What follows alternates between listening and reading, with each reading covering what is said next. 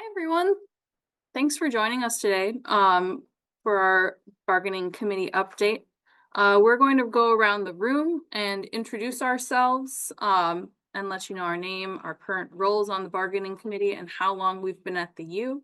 So I'll start off. My name is Allie Schmier, and I am the technical unit president at AFSCME 3800.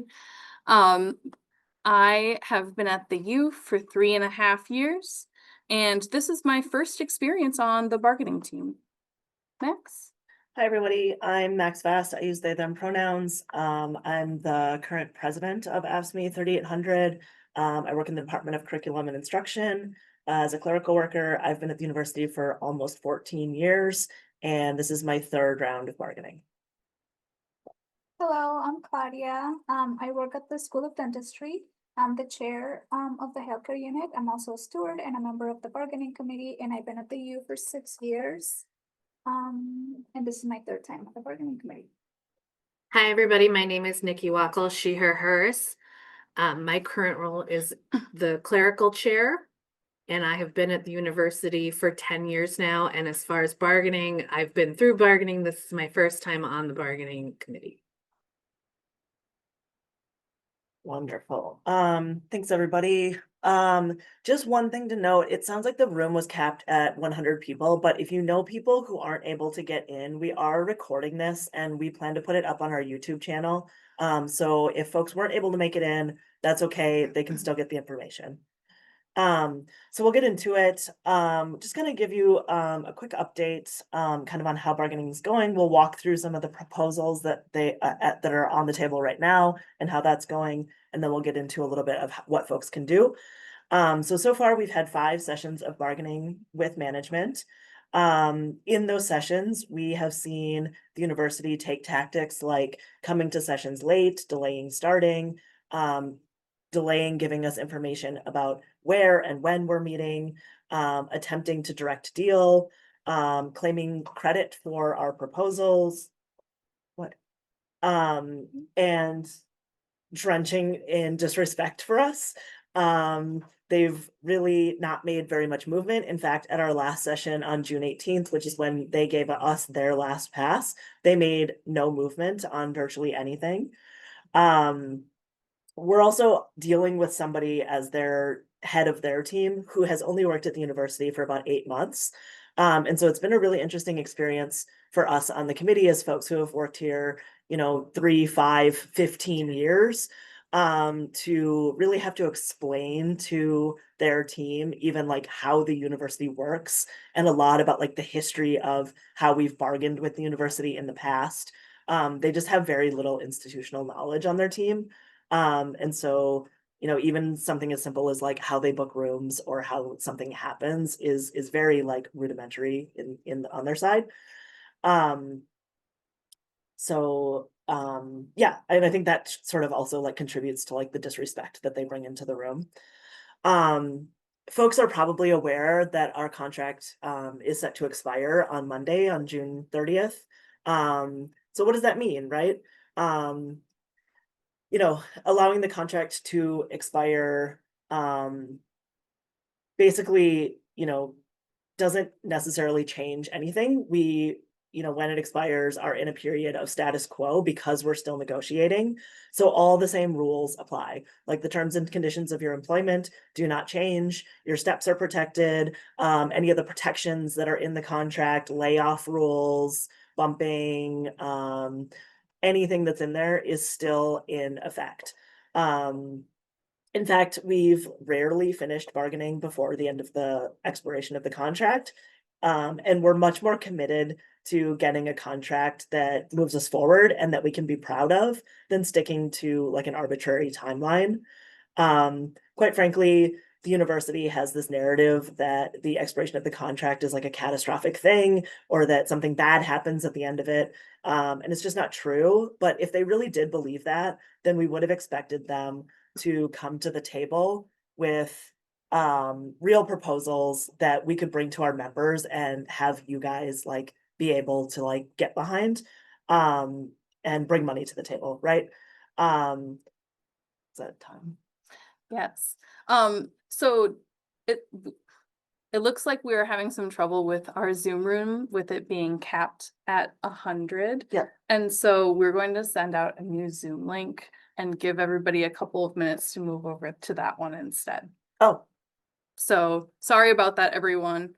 We're sending you an email with the new Zoom link. And if you could just click on that and get into there instead, that would be fantastic. but they've put 2% on the table. They cannot go below 2%. So we have that 2% plus our 2% steps. So we currently are at a minimum of 4% for that first year of the contract.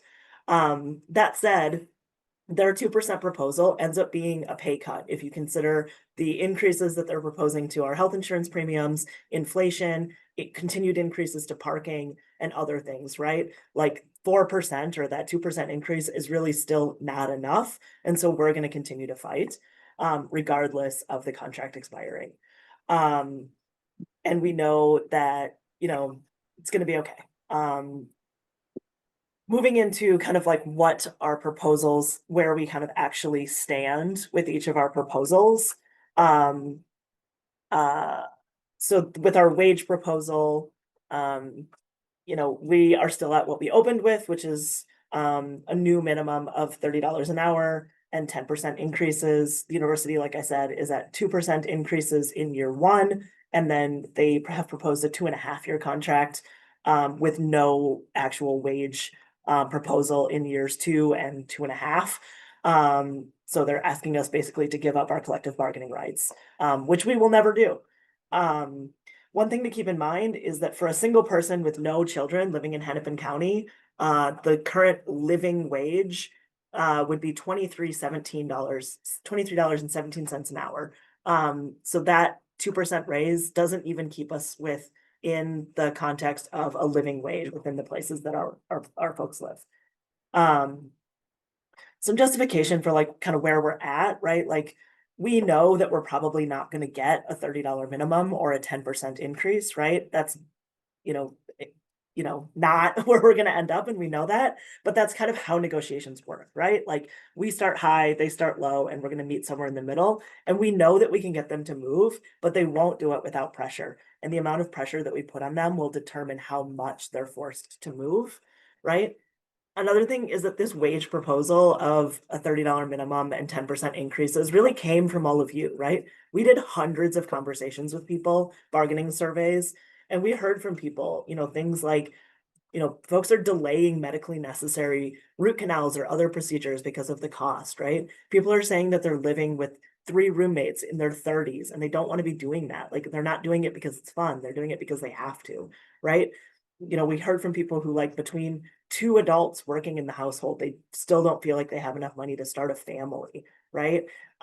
We heard from people that, without a good wage increase, they can't afford to continue working at the university, right? They're going to go find a job somewhere else that's going to pay them more. The university continues to use funding cuts as an excuse to force us into a state of austerity. We absolutely recognize like the challenges of this moment and the pressure that higher education in general and that the University of Minnesota in specific are under. And that's why our proposals are even more crucial.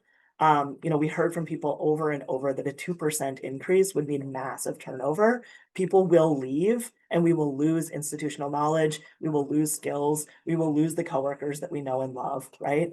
We have a president who makes over $1 million a year. We have 5,000 employees at this university who make more than $100,000 a year.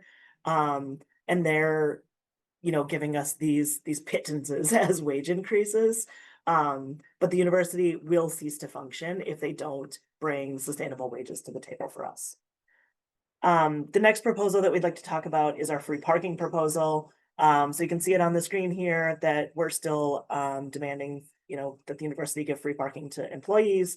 They've, said that they don't agree. So just some math, like our lowest paid workers in our union, so the folks who are making our minimum within the AFSCME contracts, if they were to have a garage parking contract, that would be 4.9%. So almost 5% of their income is going to be able to get to work and pay to go to work, right? 5% of your income. To put that in perspective, if President Cunningham is paying for parking, which quite frankly, I doubt she is, her parking contract for a garage would be 0.18%. So less than 1/4% of her income would go to parking. It's just inequitable, right? Uh, as folks probably know, like we made great progress in our last contract and won universal transit passes. You know, your U card is a transit pass now. However, many of us are unable to take public transit due to commute times, geography, disability, all sorts of reasons, right? And we believe that nobody should have to pay to come to work. I will say that like when I was out doing bargaining surveys, the two things that I heard most frequently that people cared about, wages and parking. Parking, I think, is really, really having a huge financial impact on people's ability to work here. The next proposal that we want to walk through is our vacation accrual proposal. So I'm not going to walk through the numbers on this. They're going to be up on the slide in just a second. But basically, we hear from people all the time that long-term employees, you know, we hear that people who have worked here for many years are often maxed out on their vacation. And, you know, that's not what this is really about. What this is really about is people who have worked here for a short amount of time, not having the time that they need to take a vacation, to spend time with their family, to live their lives. Quite frankly, our accruals have never changed. I actually looked through the contracts in the office and I went back to the very first contract that our union signed in 1993, and these vacation accrual rates were the same. So these have never increased in the 30 years that we've had a contract, and that's just unacceptable. These were great accrual rates in the 90s, and that's no longer true. And quite frankly, it doesn't cost the university virtually anything in order to increase these, and it would make a huge impact on people's lives. So it's something that we're going to continue to fight for. And I'm going to hand it over to Claudia. This round of negotiations, the university also has a number of union busting proposals, including placing a cap on how many stewards we can have. Stewards are trained in our contract and attend disciplinary and investigatory meetings to represent members. In the healthcare contract, we are allowed to have 1 steward for every 20 members. The university's proposal is to change that to 1 for every 150. And they also want to include that cap in the clerical and technical contracts, which they currently don't have any caps. Currently, managers and supervisors are not trained in our contract and they constantly violate the contract. Sometimes knowingly, sometimes unknowingly. So that's why stewards make sure that our contract is followed. If we don't have enough stewards, we won't be able to make sure the university upholds our contract. And what good is having a contract if we cannot make them follow it? Our next statement is going to be, our next proposal is the 8 demands to President Cunningham from our joint press conference with GLUE UE on March 31st. And I'm just gonna read through them. The university also has refused to agree to any of the following proposals with no counter and no further justification. Most importantly, a 1-year agreement to layoffs to eliminate union positions as a result of cuts, reductions, and changes to federal funding, which we know these layoffs have already started preemptively. Quarterly, the university will update us on communications they receive about the challenges of state and federal cuts. They agreed to not cut cultural centers or academic programs. An annual meeting of the president with the union to discuss these concerns. You can read them all there, so I'm not going to read verbatim. Not revealing to DHS or ICE names, addresses, or immigration statuses of employees or questions about them except that are required by law with a valid warrant or subpoena signed by a judge. The employer will give an employee up to 90 days without pay to renew their work authorization documentation upon expiration. Employees shall be released for up to 5 unpaid working days to attend U.S. citizenship and immigration services. And a quarterly know your rights training to all staff at the university. The university response to some of these was that they may, quote, violate the law, violate university policy, or infringe on management rights. When asked specifically which ones, they could not tell us. None of these policies violate the law. We wouldn't have put them in the contract if they did.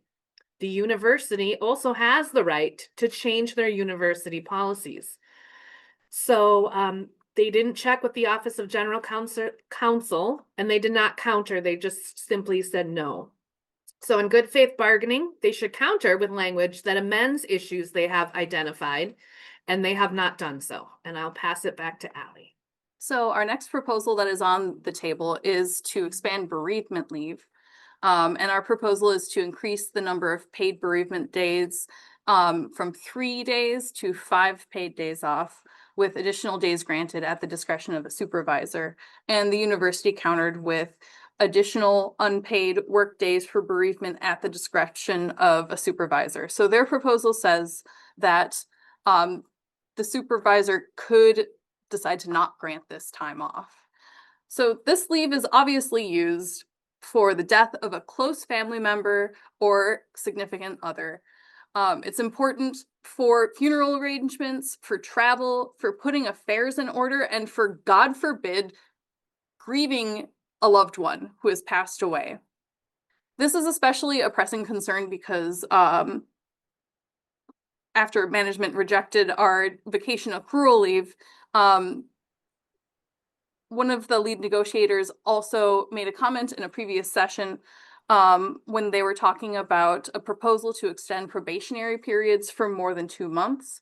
So to justify expanding or extending probationary periods, the university gave the example of a person who lost a loved one after starting at the U and consequently had performance issues. So we all know that when you start working at the university, you don't accrue enough vacation time to take off. And we also know that when you lose a loved one, you might have performance issues because you didn't have enough time to grieve this person that you lost. The lack of empathy from this management team is just absolutely staggering. They don't care about us, they don't respect us, and they don't want to give us space or dignity to be able to grieve our loved ones. So I found this anecdote that the lead negotiator used to be very troubling. And instead of proving the point that we need to extend probationary periods, which we don't, she ended up proving to me that our coworkers do need more bereavement leave. Our next proposal that we brought forth is for automated external defibrillator distribution, which is AEDs, and expanding those across campus. Our proposal is that the employer will commit to annual funding to expand distribution and commit a minimum of $100,000 to add 10 or more AEDs and maintain the existing equipment that is available already. So this proposal came from a member who works in emergency management, and they told us that their department has exhausted all avenues trying to get the university to invest in AEDs, and this is a serious safety issue for campus. There are areas of campus that do not have adequate access to life-saving AEDs, and their response was that the university does not agree, and there was no counteroffer. AEDs are designed so that anyone can use them. And currently they are inequitably spread across campus and many buildings do not have them. Departments or building managers must purchase the device and maintain them with their own funds. Management rejected our AED proposal and said that police are trained in using AEDs, and also AEDs could potentially be behind locked doors anyways. So first of all, anyone can use an AED. It gives you verbal instructions when you need to use it. And if they're behind locked doors already, that just proves our point that we should have more accessible AEDs across campus. Our bargaining committee is really concerned about the lack of concern that this management team is showing for all of your lives, whether it's through bereavement or through AEDs. Our next proposal on the table is about environmental safety protections, which is a proposal that says employees should be able to use accumulated sick leave when wind chill or actual temperature is at -10 degrees or below, or if the heat index is above 103 degrees. There was no counter proposal or a response at all in the employer pass. We think that this is really important because we've had employees who have had frostbite trying to get to the office in inclement weather. This is especially important because people have to take transit or they have to park pretty far away. The current university policy is that when the temperature is at -35 degrees for more than 3 consecutive hours, the campus will consider the need to reduce operations. And at this temperature, frostbite can occur in 5 minutes. There is no guarantee that the university will reduce operations. Our next proposal is for employee wellness time, which is including paid rest periods. We proposed that employees shall be granted flexibility in scheduling breaks to observe prayer times, and also that nursing and parents and employees who need to express milk shall be provided space and reasonable break times to do so in accordance with state and federal laws. This prayer accommodation proposal came from a member telling us that daily, when she needs to pray, it is often an arduous task of finding an appropriate space. She had to investigate and find spaces herself, and she has to walk into a different building for prayer. In response, the university changed section titles and presented these articles as if they were their own, and significantly weakened the language for accommodating religious beliefs. So their proposal is the employer shall provide reasonable accommodations for religious beliefs of employees in accordance with university policy and the law, which frankly is not enough for all of you. And I think that the university can do better. I'm going to pass it on over to Andrew and Max. Hi.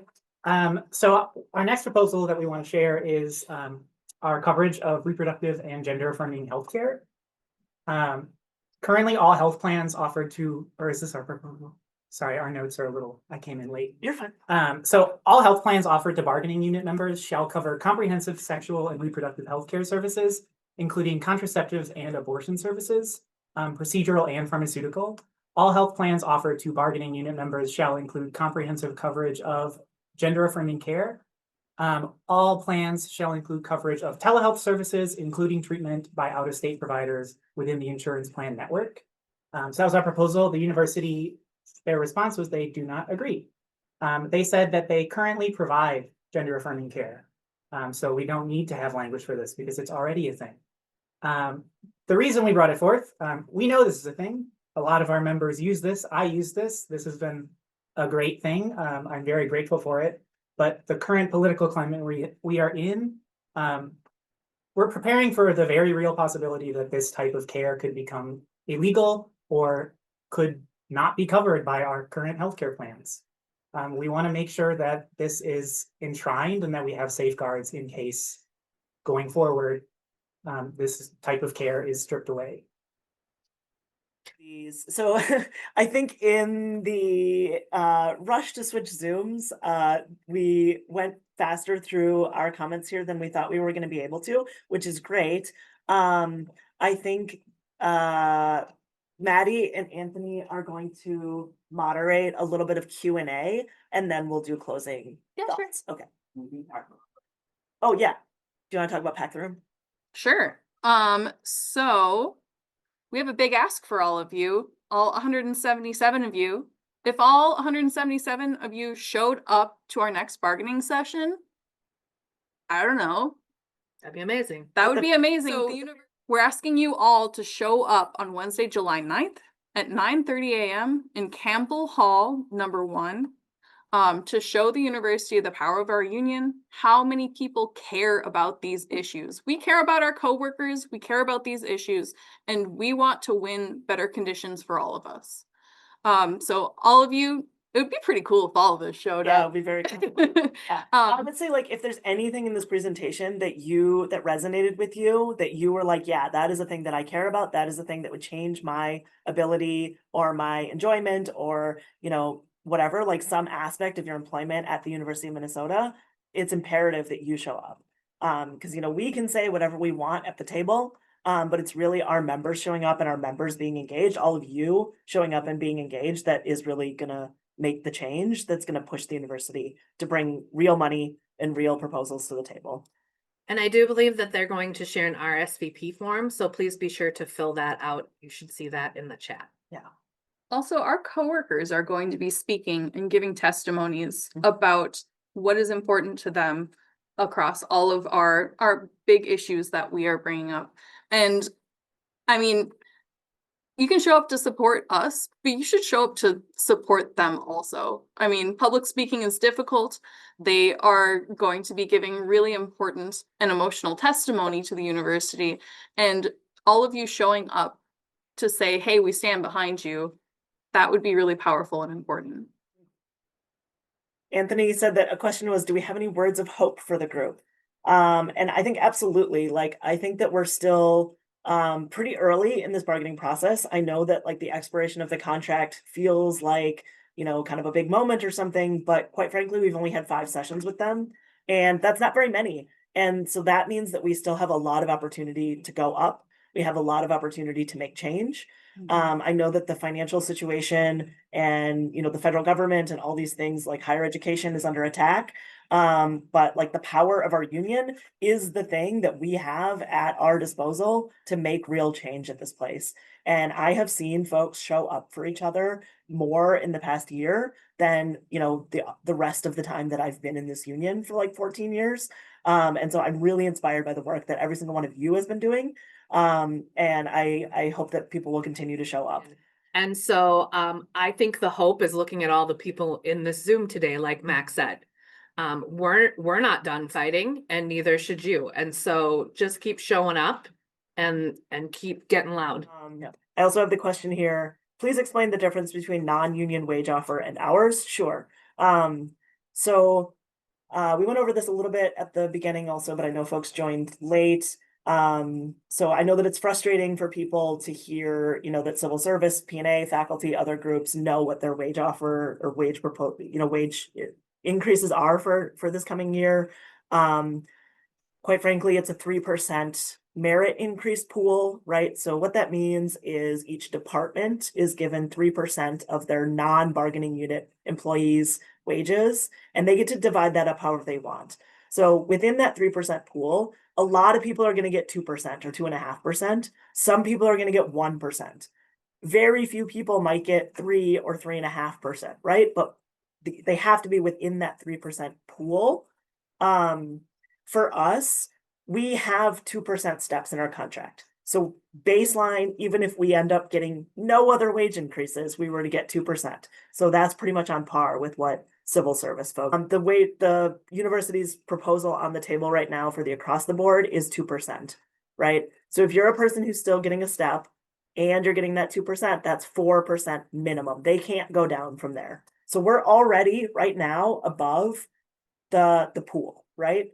But we know that we deserve more, and that we know that the cost increases that we're seeing will mean that a 3 or 4% increase, for sure a 2% increase, is effectively a pay cut.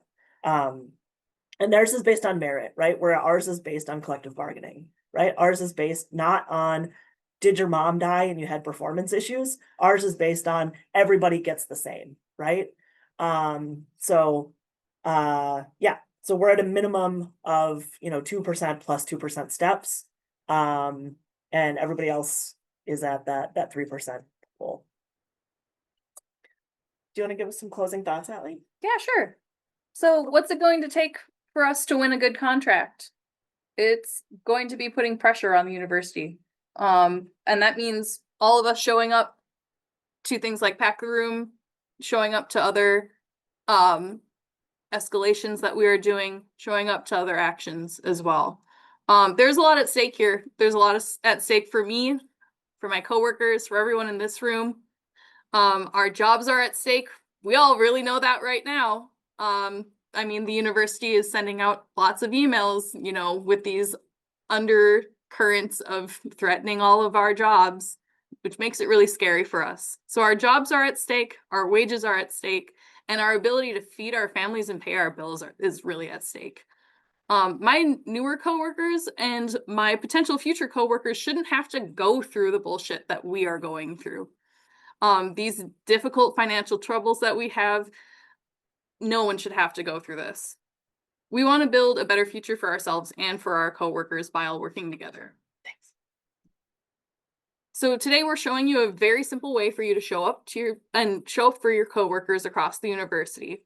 It's not just the Twin Cities, it's also the Extension, it's also other campuses as well. Okay. We need you to be there. We need you to literally show up, and we need you to stand with us. So the university might say no to our proposals, but we have a tool that can make them move on these things that really matter. And the fact is that we are the ones who make the university work. If you don't show up to your job, it does not get done. When the university sees us act in numbers and in impactful public ways, that is pressure that will get them to move. So we're also asking you today that if you are not a current member of our union, to please sign your card.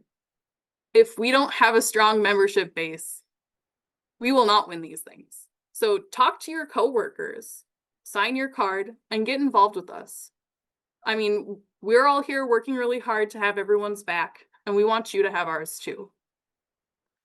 We need you to show up on Wednesday, July 9th at 9:30 a.m. in Campbell Hall. Our organizers have shared in the comments a form for you to sign up to pack the room. Please come. I'll be there. You can say hi to me. We also need your testimony because your story matters. That's going to be what moves the university. I see some questions in the chat about like what the meeting on the 9th is about. So the 9th is our next session of negotiations. Yes. So we're asking folks to come to our bargaining session and be in the room with us with management. Mhm. We'll have folks sharing testimonies about their experiences related to these proposals. We'll be doing a whole pass to the university Mhm. of our next round of proposals, or moves on proposals. And so that's what the 9th is showing up in the room for bargaining. And this is a starting point for you all to get involved. So please stand with us, show up on the 9th, see what your coworkers have to say. And this is really important for all of us to stand together with our union.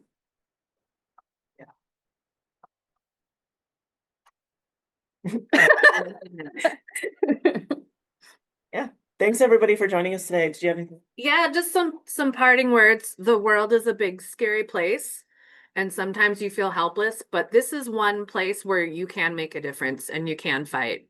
And it helps out 2,000 people. So if you need something, this is a little bit where if you can give a little bit of energy, we can all get this done, get this contract done so that we can know where we're going to sit for the next few years with the university. And I think we all care about the university, and we know our students are having issues too. So let's make sure that we can keep our jobs and keep safe so that we can keep supporting them in the way that they deserve. Absolutely. Next one. No, we work here on purpose. Yeah. We do. Proud to be in this fight with everybody, and we will see you on the 9th. Thank you so much for coming, everybody.